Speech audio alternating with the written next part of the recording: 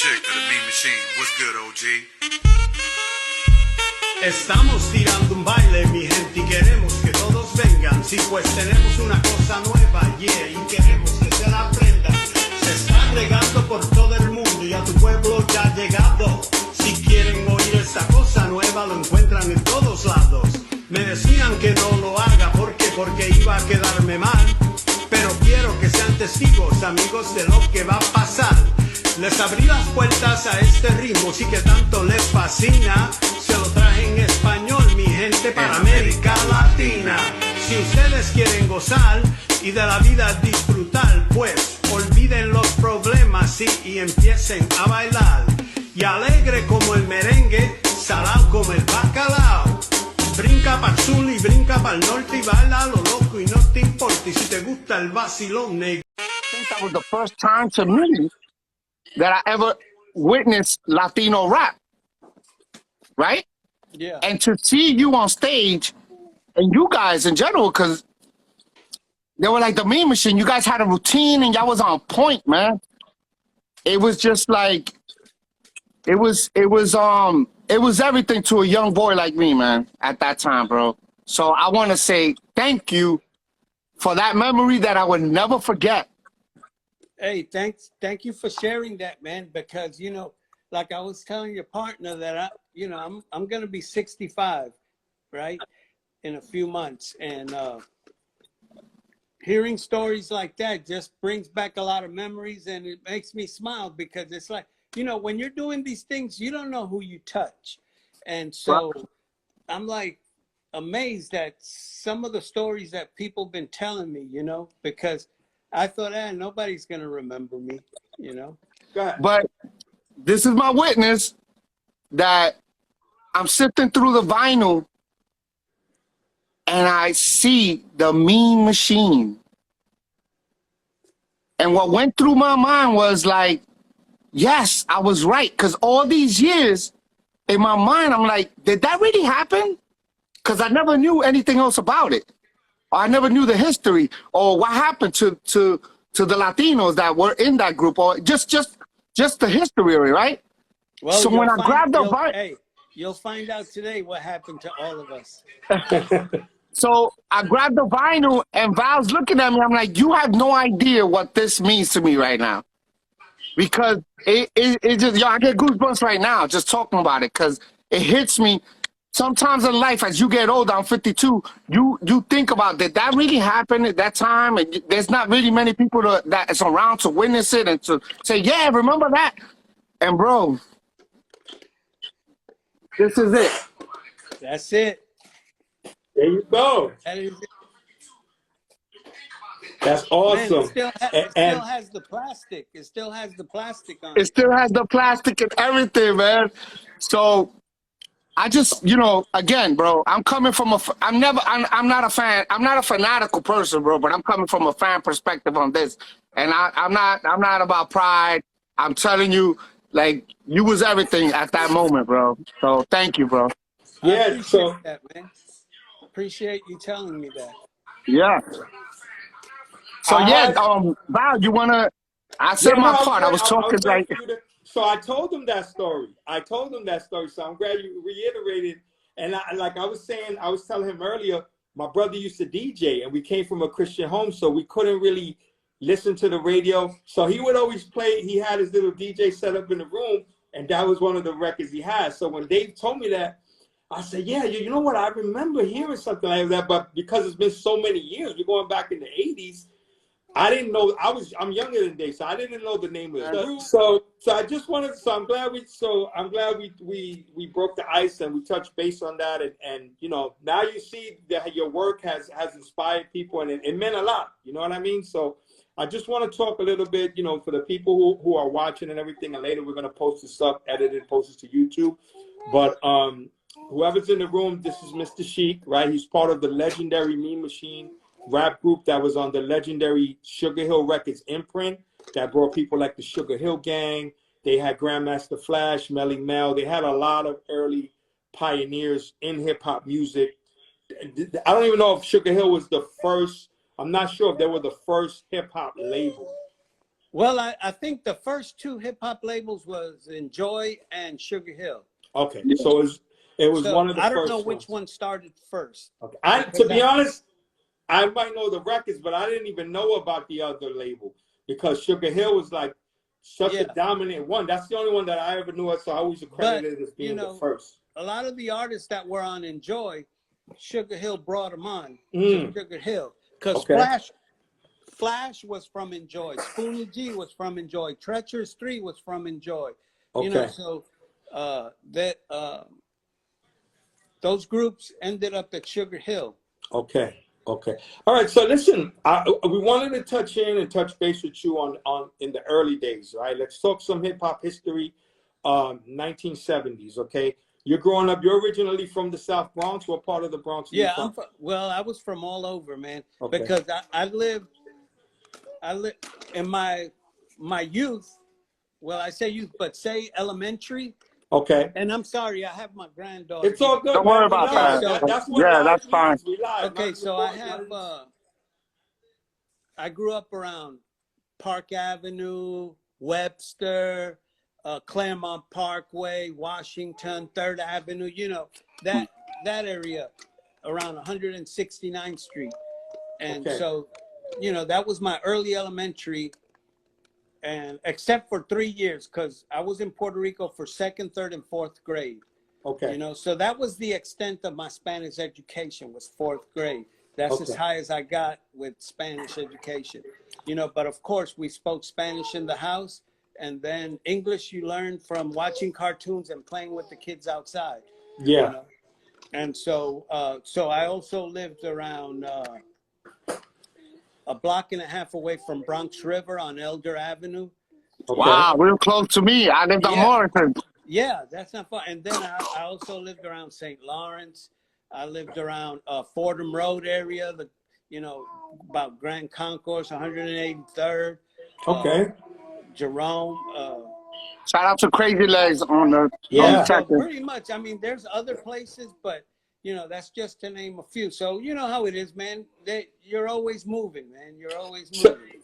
So back in those days, in the 70s, in the mid 70s, you said you're in your 60s now. So how old were you in the mid 70s? Let's say 73, 74, 75. 73, 74, 75. At roundabout. I think 73. I may have been. I think I was in high school. Okay. So that early on, were there jams going on? Did you already see the evolution of hip hop going on? Well, in 73, I was involved in graffiti. Because I was a graffiti writer from 71 is when I started writing.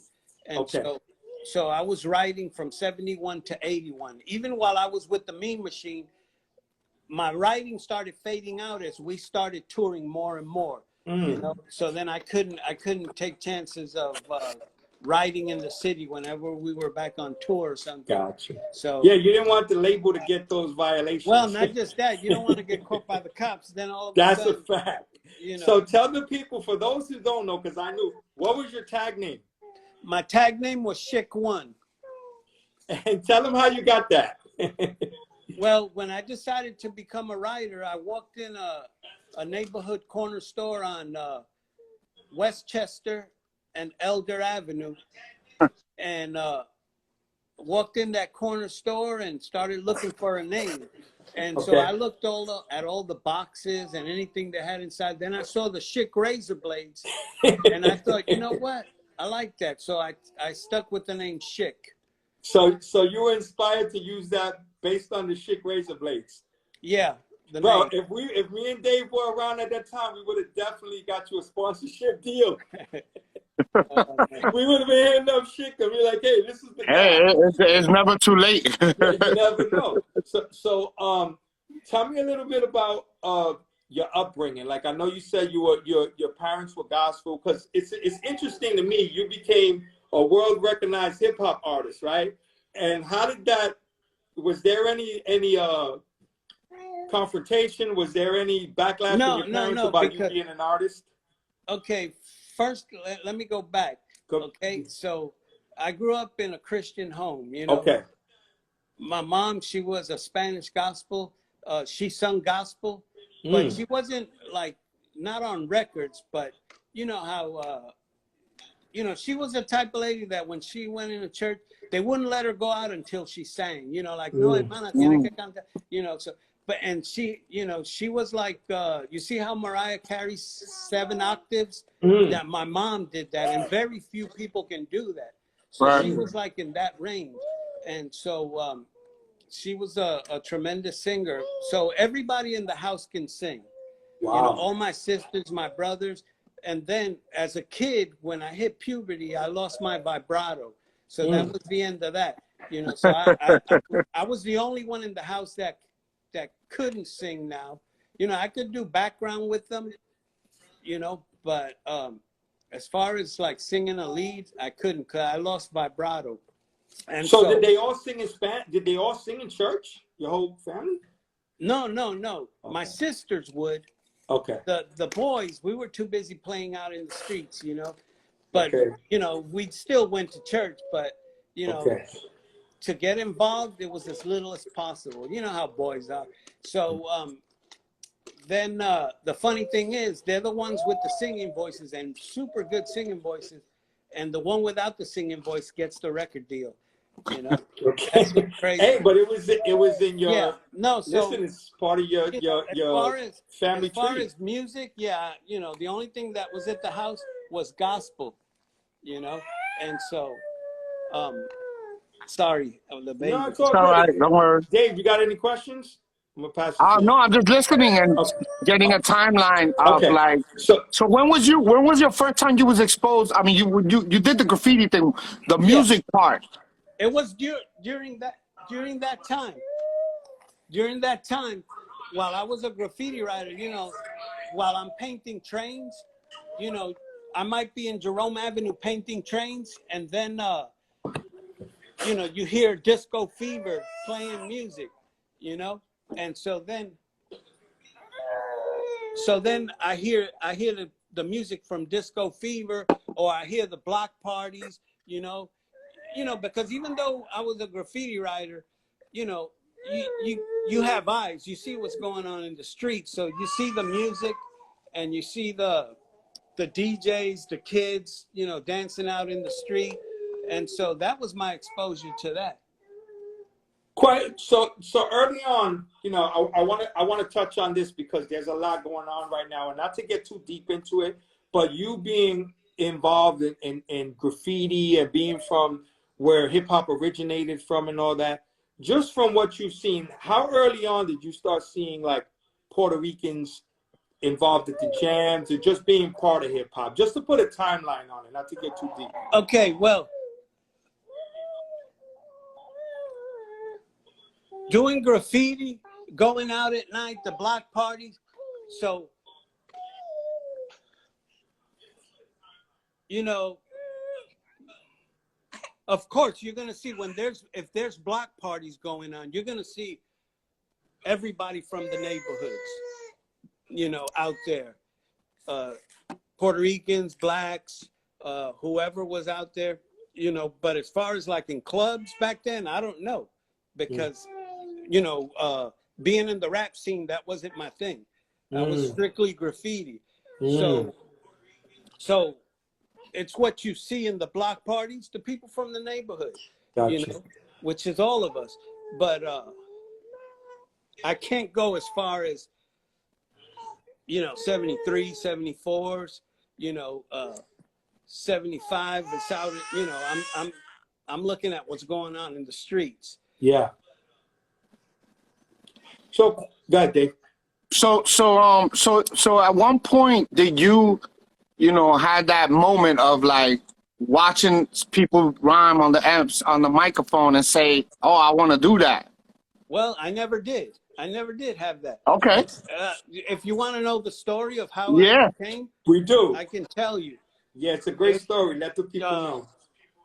I'll try to cut it short, okay, because it's a little long. But anyway, originally my father was a master goldsmith. He worked downtown in mid-Manhattan in the Diamond District, okay? So then, as he started getting older, he figured, you know, he wants to open up a bodega and get out of the mid-Manhattan hustle and bustle. So he opened up a bodega, and then across the street from the bodega lived the leader of the Mean Machine. Okay?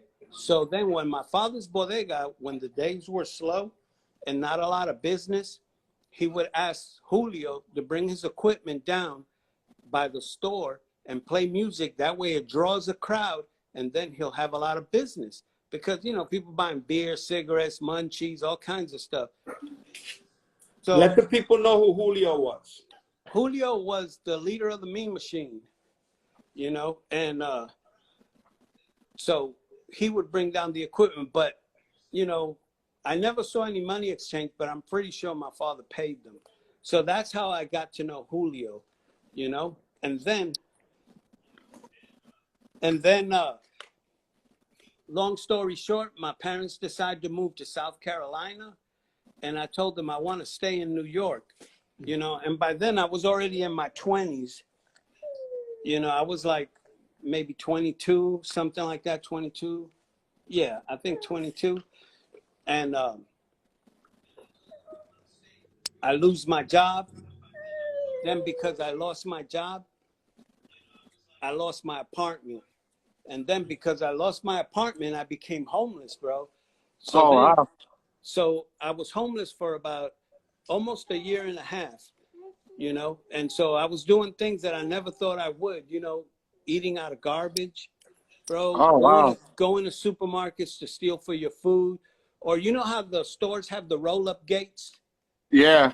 Well, on top of the gate, they used to put the bread in the morning. The bread, yes. Yeah. So I used to go early in the morning, watch the guy put the bread, and then go steal the bread so I could have hot bread. And then also there was some private houses in the neighborhood, a few of them. So back then they used to have the glass bottles of milk that they used to put in the boxes there. Wow. So I used to steal a quart of milk and have the hot bread, and that was my breakfast in the morning. And so I did that for a while. And then in the wintertime, I used to take the newspapers and stuff them inside my body, my shirt, my pants, so I could stay warm for insulation, you know?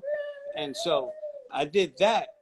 And then one day I saw Julio walking by, you know, and I said, hey, Julio, you mind if I help you guys carry your equipment for some food money on the weekends? And he said, all right, because he already knew me. He already knew me. So he said, okay. And so I started doing that. And then once I started doing that, months went by, and one of the guys went to jail. One of the Mean Machine members went to jail. So I was already there watching them practice and doing their thing. So Julio's 10-year-old son goes, you know, Dad, he can do it, you know? And they were saying like, nah, because to them, I was just Danny, the homeless guy, you know? But I was watching them all rehearse, so I knew everybody's part, you know? Wow. So then they couldn't get somebody, so they got me on the mic to test me out, and they liked it because I knew the routines. So then they bought me some clothes since I was homeless, and they started doing the shows with them. And then a few months went by of me doing shows with them. Then the guy comes out of jail. So I'm back to Danny carrying the equipment, and the guy gets his spot back, you know? So then I'm going to shorten the story again. He ends up going to jail one more time, and this time for 7 years. So because he went to jail for 7 years, they told me, hey, we're going to use you as a temporary replacement until we find a permanent replacement. So I thought, all right, I'll do that, you know, because at least I'll have some money, and they'll let me stay in the studio so I wouldn't have to live in the streets. And then after that, as I'm in the studio by myself while they're all in their homes, I started thinking, man, nobody's doing this in Spanish, you know?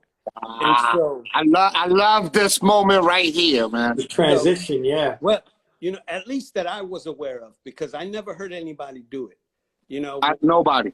So if somebody was doing it somewhere else, I'm not aware of it, because, Right. you know, at that time, rap wasn't my scene. And so I started writing in Spanish and not telling anybody. And I just kept it a secret, bro. And I'm writing in Spanish and practicing by myself and not telling anybody. Then one day we got a show to do. It was either Brighton Beach or Coney Island Beach with 92 KTU, right? And wow. so we get there, and as soon as we get there, you know, we open up the van and we start walking towards where the radio station remote was. And man, I started feeling a little fear in my heart, bro, because, you know, the gangs were out there like crazy, you know, and the beach, you know, and they're flying their colors and stuff. And then, so, you know, you're in Brooklyn, that's not your area. And I'm thinking, man, what the heck? You know, if something goes down, this ain't even our neighborhood. But so be it. We start walking and it's time to do the show. And it was like, it was a beach. So there was like thousands of people there, you know, and it was like half black and half Hispanics. So in my mind, I thought, this is where I'm going to test it out. And so I'm going to do Spanish rap here. I didn't tell Julio, I didn't tell Jimmy Mac or Mr. Nice, which were the guys in the group, you know, the DJ and the other two rappers. So then we're on stage. It's time to perform. The DJ plays the music. Jimmy Mac says his part. Julio says his part. And then it's time for me to say my part. And I break out in Spanish. And as soon as I break out in Spanish, the crowd roared so loud, bro, it sounded like thunder. And then the two guys in the group, they had turned their heads simultaneously, like, we're going to kill you. They didn't say those words, but the look set it off. But then at the same time, they hear the crowd, right? And after that, their looks changed. And when we finished the show, they made me a permanent member of the group. Wow. And from then on, we incorporated Spanish in all our shows. And I was no longer temporary. And that's what started my thing as being a rapper. So see, I didn't go out searching for it. Wow. That's crazy. It fell in my lap. We got a great. Look who we got here. All right. Crazy Legs in the show. God bless. Thank you, man. Is that an incredible story, man? I'm glad you came, man. I'm taking it all in. You know, I wanted to listen for the first part so I could get, you know, learn some more of his history, because, you know, a lot of times, a lot of us need to shut the fuck up and listen and learn something. And I just wanted to listen and learn, because obviously he's way older than me. No, just kidding. No, but yeah, no, it's great to hear the story, because there are things that I'm learning right now that I didn't know. And you know, I think a lot of people who walk around trying to be absolute about any story is lying to themselves. And the fact that one of the beautiful things that he just said was that he said that I was aware of. So right. It leaves room for mistake, because none of us are perfect. And then a lot of people who are trying to be absolute are trying to be like, yeah, man, I remember this, but when you're remembering that, you don't know what someone else is doing on the other side of the Bronx. That's a fact. Right. That's a fact. Yeah. So it's incredible. Crazy Legs, I thank you, man. I know it was short notice, and just like, it's an honor to have you here, because I felt that I really felt it important that you would come on, because I knew that if you was gonna I know you know your history, so you know who he is, but the story, and then if you heard what it meant to me being in Morrison and 172nd, I was just like, there was so many years that had passed by in my mind. I'm like, did that really happen, or did I make that shit up? Because nobody else that I could talk to and say, hey, did we hear somebody rap in Spanish? This shit was like 82, 81. Yeah. And so I was like, and then when I found the record, bro, I found this record in the Salvation Army. Yeah. Which one is that? This is the Mean Machine record that he's on rhyming the Spanish. And I knew what it was right away. And I told Val, yo, Val, you don't know about this record. I got it for like $3. Yeah. Like nobody knew what that was. But when I grabbed it, I was like, yo, I can't let this go. And to finally Val found him and to bring this story to light, it's just stuff that I feel like us as Puerto Ricans, New York Ricans, you know, yeah. We just want to know. We just want to show the world that yes, we were there too. Not that we invented it, but we were there too. We had a big part of it. You know what's really authentic about what he said, and sometimes it's like when you think about the social economic situation that we were all in back then. Yeah. So I used to go to jams, and you know, for me, when you think of certain things about economics and poverty. Sometimes the music is the background, that's just life. But those moments, like we used to go to a jam, and then right around Crotona Avenue on 183rd, we used to go, or I forgot, it's close to 183rd. There was a bakery there. We would wait after the jam, we'd be so hungry. We'd go there and wait for them to load the bread onto the truck because they were going to do the deliveries to probably the store that he was snatching the bread from. So we used to go right there, and when they would go put the bread inside the truck, we go run in the trucks and grab the bread because we were hungry too. Wow. And that was in the 70s, so I totally get what he's saying because we were doing he brought shit. you back. He definitely Yeah. You know what? We hit the factory first, so we hit the factory, but he hit the store. Yeah. Listen, Hey, so the thing was, the bread was still warm. Yes. Wow. Listen, a lot of people don't remember that they used to deliver the milk. He said that too. That was a big thing, milk deliveries, and used to have those bottled milks. Originally in a metal crate. That's right. And you could also order your soda, get like the soda, root beer, shit like that. Yeah, but yeah, so I remember like I lived around Garfield Street and Van Ness. So because there was an Italian neighborhood, that was the only reason why we get like the cart with the vegetables, you know, because the Italian neighborhood was right next door to us. So it was kind of like a cross section where Italians, blacks, and Puerto Ricans were, which was very rare, you know, for the Bronx at that time. Because if you went over to Arthur Avenue, you couldn't walk through Arthur Avenue. So if you try to get from here to here, because over here is White Castle, you got to go all the way around. Yeah. Early. You know when I lived in Prospect Avenue by 161. And I was in second grade, and I went to that school then. I was fighting every day, but we moved to Morrison in 172nd. And when we moved there in 1977, in our building, we still had Jewish people, Irish, Italianos, and we all was living there together. Crazy. You know? Yeah. And so I think that gets lost. I think that gets lost too, because we still had a blend with, even though, you know, there was differences, but we all lived in the same neighborhoods at one point, you know?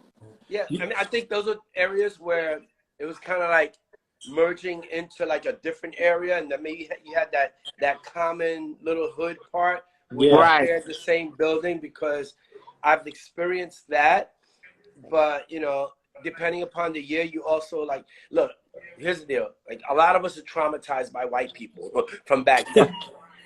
People used to, you know, like people, you know, I tell people now, I didn't date white girls back then. I wasn't into white girls. But when you think about why, it's because there was no reason to be, because it was off limits. You asking for trouble. You're going to go pick up a white girl in an Italian neighborhood and catch a beat down? Forget about it. And that's a whole other thing that we should one day do, because when it comes to the Italianos, I love my Italians now, but we had to fight them. They knew. Even Pleasant Avenue and over there in Spanish Harlem, that was a big battle. Like, the Boricuas had to get the respect over there, because we were the ones that were coming from Puerto Rico, so they told us, like, you're not really American, get out of here. And we had to fight. You know, like, we are. We're here now. Like, that's it.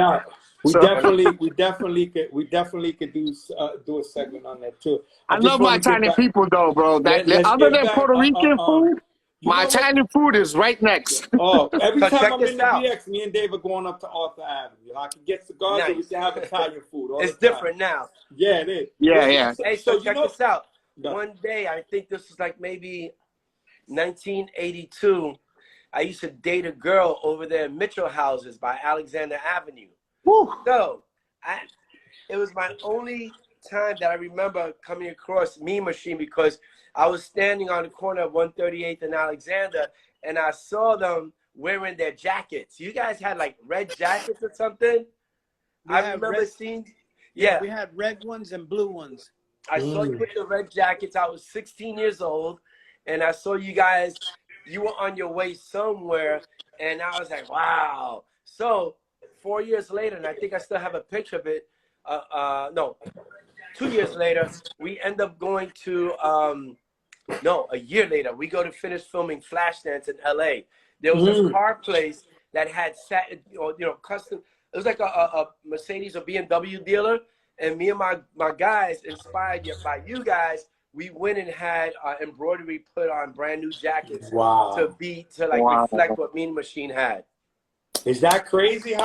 So it just solidifies how much inspiration you gave other people. A lot of times you don't see that. You know, I see these other shows and podcasts, and they give their people their flowers. So I guess this is the moment where we give you your flowers and tell you how inspirational you were for a lot of Latinos and Boricuas coming up in the South Bronx, to see someone, because we always knew we were a part of the culture, but to see someone actually personify that, to hear you rhyme in Spanish, for you know, to inspire Crazy Legs, someone who's also a pioneer in hip hop history. Which has inspired stuff. Yeah, you transcended so much. Yeah. So, you know, we're giving you your flowers. Thank you. So check this out. The same way they did rap in Spanish and Schick set that off. Yeah. At least within the context of hip hop, because like he said, we don't know if someone did it before. But Yao Z, he's on here right now. He sent me an audio from like 1970 the other day of someone spitting rhymes, and I'll send it to you later on. That's dope. But it's not. Oh wow! The thing is, a lot of people confuse and they say, "Yo, they were breaking in whatever 100 years ago." But like, yeah, but that's not the context of hip hop, and we don't know what music they were doing it to, and we don't know what scene they called it. So for us to say they were breaking, where if they were still alive, they would say, "No, we were doing something else called this." And it was to this kind of music for this reason. It's totally different, man. But the thing is that even with breaking, there was there's my boy, his name is B-Boy Spy. He's also one of the original B-Boys, straight up Taino looking, Puerto Rican cat, born in Puerto Rico, came to New York, lived in the Bronx, notorious stick-up kid. But he was my idol, and he's like 4 or 5 years older than me. And the thing is that breaking as we know it today, the footwork patterns and all that stuff, it comes from Latinos. Like there was what was called Moreno style. And for those of you listening, that is not a derogatory word when we say it. It's a term of endearment, because we also say that about dark-skinned Latinos. So whoever's out there with an axe to grind, just shut the fuck up for a minute, you know? So like the footwork patterns and the top rock patterns, some come from mambo, and then just some come from, an interpretation from a Puerto Rican. So Spy, and what we call the 6-step footwork, that pattern you see when we're going in a circle, that was created by a Puerto Rican cat. And right now, that is a fundamental footwork on the floor for all breaking. Wow. So breaking as we know it right now, look, the whole idea of what they call power moves, like the fast spinning on the back, did it exist somewhere else 100 years ago? I don't know. I don't care. I didn't have access to like some sort of special cable TV in the 70s to even know that, you know? We didn't have access to that information. So, you know, the backspin, the windmill, spinning upside down on one hand, those were created by me. You know, and I'm Puerto Rican. And those, I didn't get inspired by someone else. I just practiced so much that I had enough dope accidents. Yeah. And someone watching saying, "Oh, yo, that shit was dope. Do it again." And I'd be like, "Do what?" Because I didn't know. Yeah. So, I gotta say, you know, watching breaking so early in the 80s. I remember, and behind the scenes, I spoke to Mr.Schick. I remember a record in like 81, 82, Hey You the Rocksteady Crew. It was a girl rapping it. 83. And you were in 83. it. And this was early on, man. Early teenage, like you look like you were 13, 14. So I was like, man, that's how early it was. This might have been 82, 83. But That so came out it was 83. very early on. So you know, it's great to hear the, you know, just to hear these. And going back to Mr. Schick, I couldn't find, when I was doing the research, you run across the story of the Mean Machine, right? But there wasn't so much. Like I was telling him earlier, I couldn't even find much on his partners in the Mean Machine. And Mr. Schick, he shared with me that all of the members of the group were Puerto Rican. It's just that they were all different shades, except for one. I think it was the leader. That was I didn't even know that. I didn't know that. I didn't know that. I didn't know that. Great, because he all of them, they're noticed as the first, not just, but the first bilingual rap group ever to be recorded. So that's big too. And I want to get into, you know, how you told us about you being homeless and how you got it. But where did that transition from the point that you were with them, and where did SugarHill and Sylvia Robinson and all of them come into the picture with SugarHill already being established? So I'll answer your questions one at a time. Okay, great. About all the guys, their background a little bit. I'll go with that one first. Okay. First, Mean Machine was pretty much an all-black group except for one member, Julio. Okay. Okay. His name is not even Julio. Okay. His name is Steven Santiago. But Julio came from him being the only Puerto Rican in the group. All the black members just called him Julio. Yo, Julio, Julio. So he just kept it. It stuck and he kept it. So he was also a DJ. So that's why, even though he was rapping, his name was DJ Julio. Okay. Okay. So Jimmy was the youngest member of the group. I think he was like 15 at the time. Okay. And he was from St. Croix. Okay. So he's the only non-Puerto Rican. Okay. And so, but he still, you know, puede hablar español, you know, so, yeah. And so people would hear him sometimes and they just assumed he was Puerto Rican, you know, a dark Puerto Rican. And then Mr. Nice, he was Puerto Rican and he was our DJ. Then, let me see, who else is there? Me.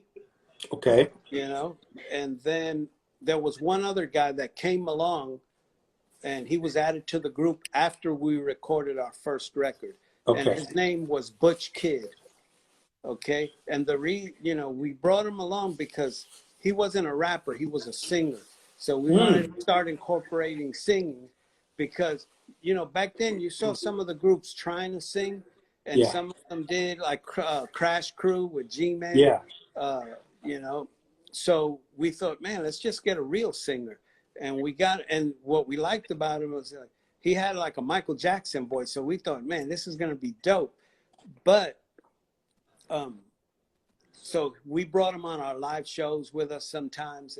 And finally he became a full-fledged member. But by that time, when he started doing more things with them, I had already left the group. And I know I'm jumping way ahead of my story. Okay. But that's the four members. Now, what was your other question? The question was, tell us about the evolution of with coming into SugarHill Records and getting signed and all of that. So now here we are. We always hung out together, but for some reason this day I wasn't with them. And so Julio and Jimmy Mack, they just got in the van and drove to SugarHill record label.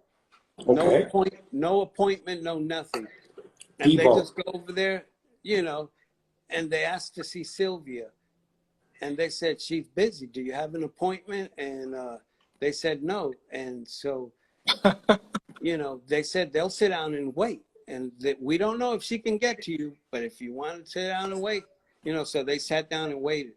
And, you know, they waited forever, you know, because when you go to a place and you don't have an appointment. Yeah. So finally, you know, she comes out and they talk to her and she tells them, well, come back next week with a demo tape. So then they come to me when they get back to the Bronx and they tell me that they got an appointment with Sylvia Robinson, SugarHill Records, next week. She wants a demo.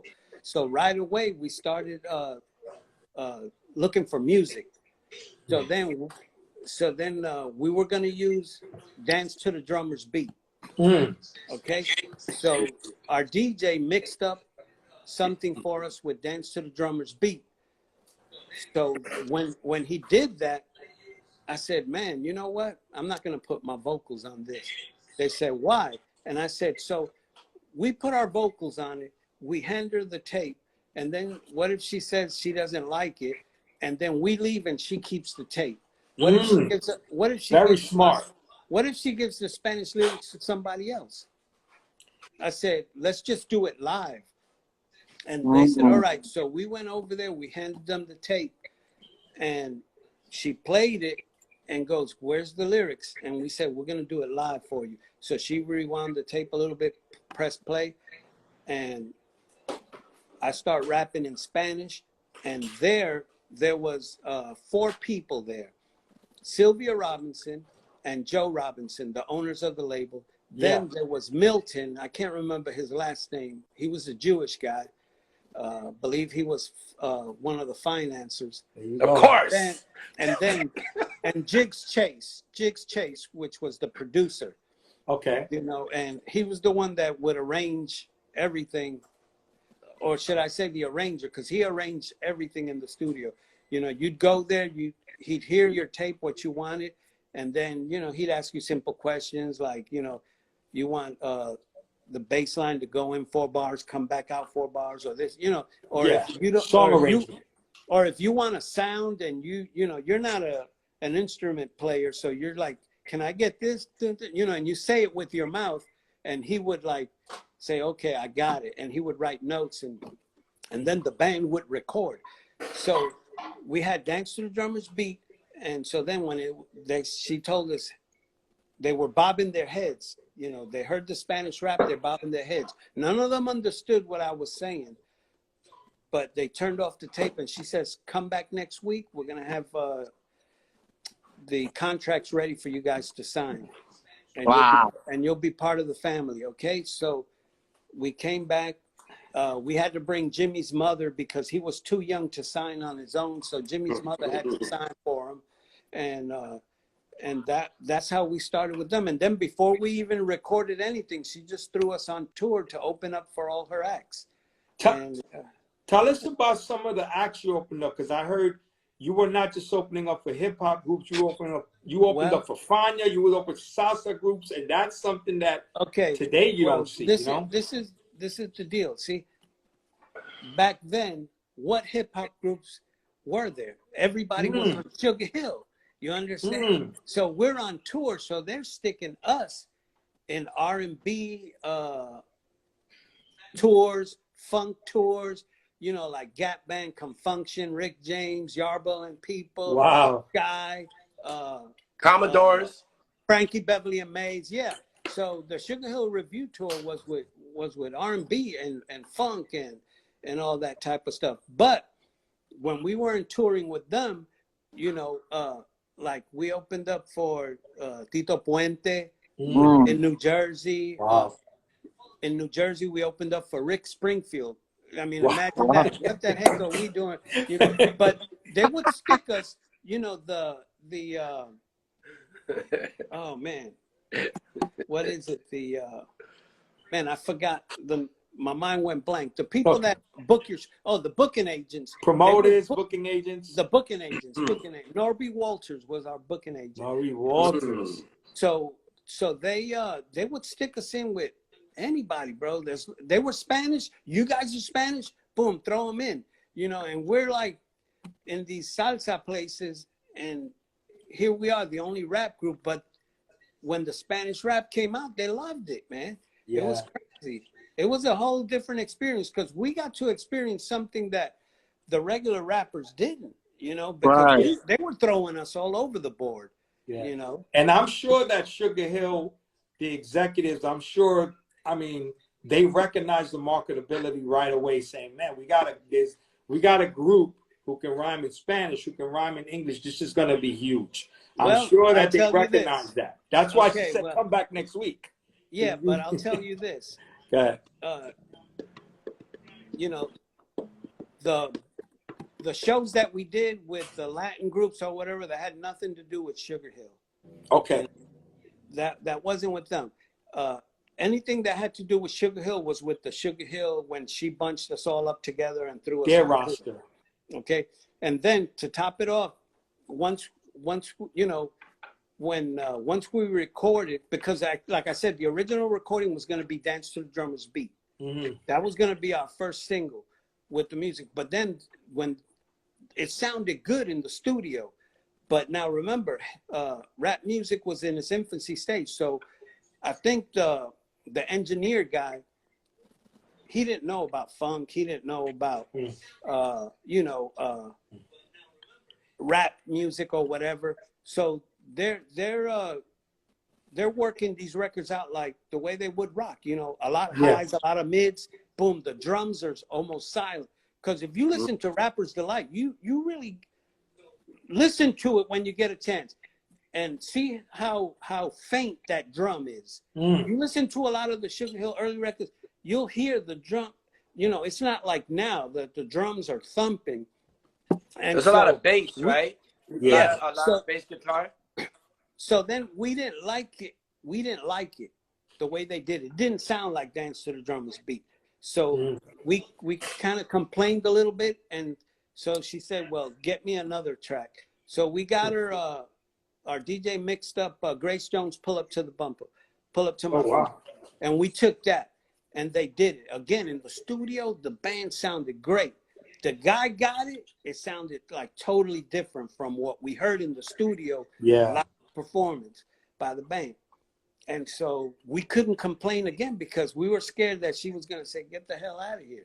You know, I'm not going to spend no more money. So we just, you know, sucked it up and just got in the studio and recorded it. So then she hands us a copy of it once it was finished.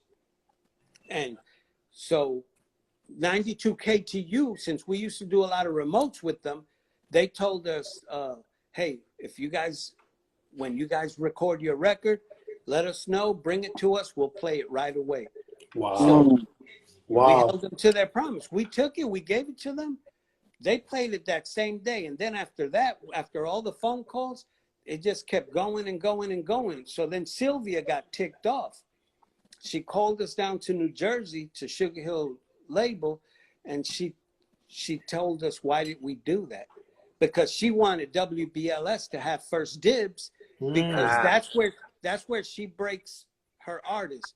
But the thing about it is, we already had a repertoire with 92 KTU, so she got and then we made them a station promo, you know, where, you do a little rap about the radio station with the records music, and then they kind of blend them together and they throw them. So they did. So she got ticked off at us. She forced us in the studio. She goes, now you're going to write a rhyme for Frankie Crocker and BLS. So then we had to do a promo for Frankie Crocker and BLS on the spot real quick, you know, and record, you know.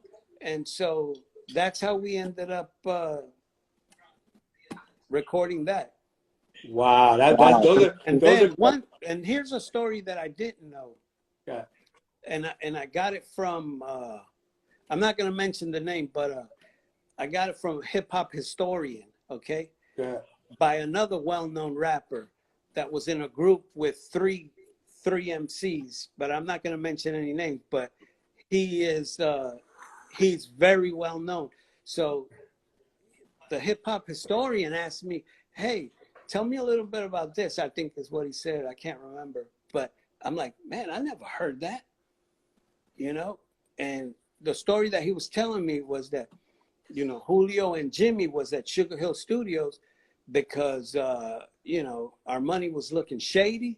And so Jimmy didn't get the answer that he wanted. And again, Jimmy was the youngest guy in the group. So by that time, he was about 16. He got ticked off, and the board, you know, where they do all their mixing and everything.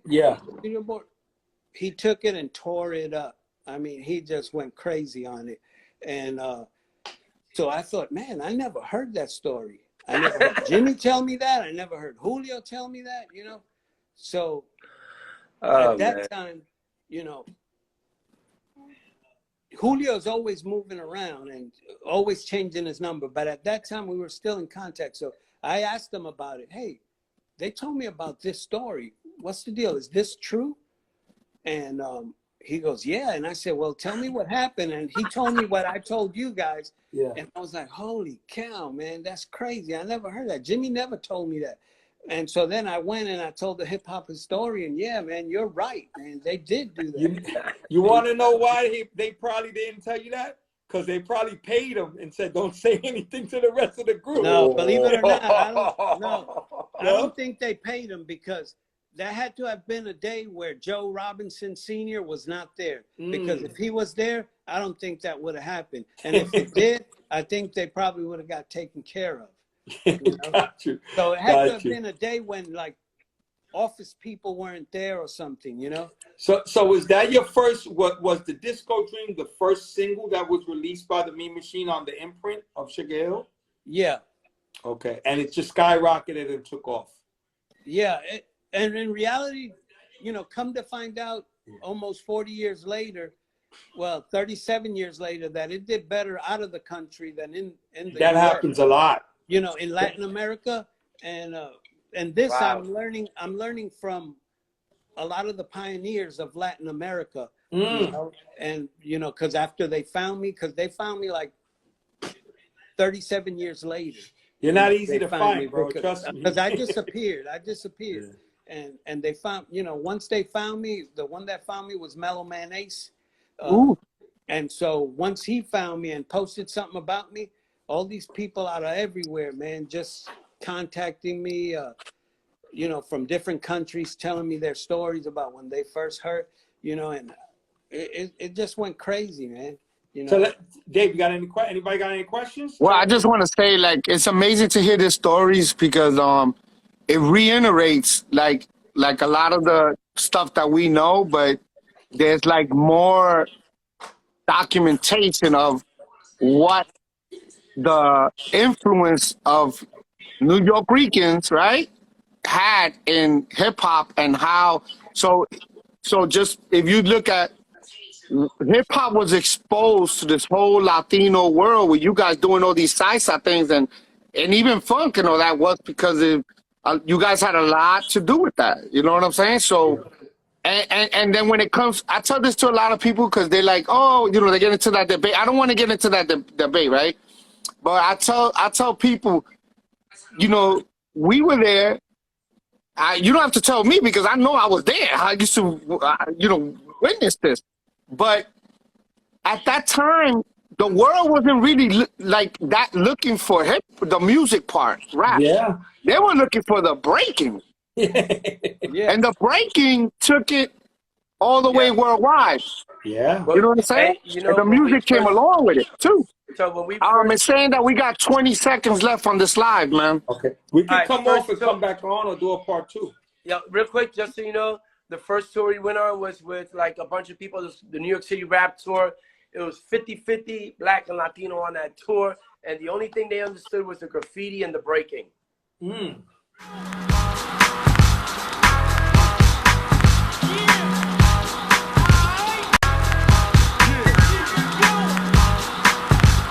Retirement age for a B-boy back then was like 16, 17 years old.